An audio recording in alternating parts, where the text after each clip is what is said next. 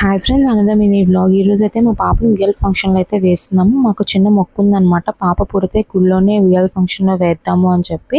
So ఈ temple వచ్చి అయితే నాగేంద్ర స్వామి టెంపుల్. మాకు ఎలాగో పాప పుట్టింది కాబట్టి సంతోషంగా మాకు ఉన్నంతలో మేమైతే ఉయ్యాల ఫంక్షన్ టెంపుల్ అయితే వేస్తున్నాము.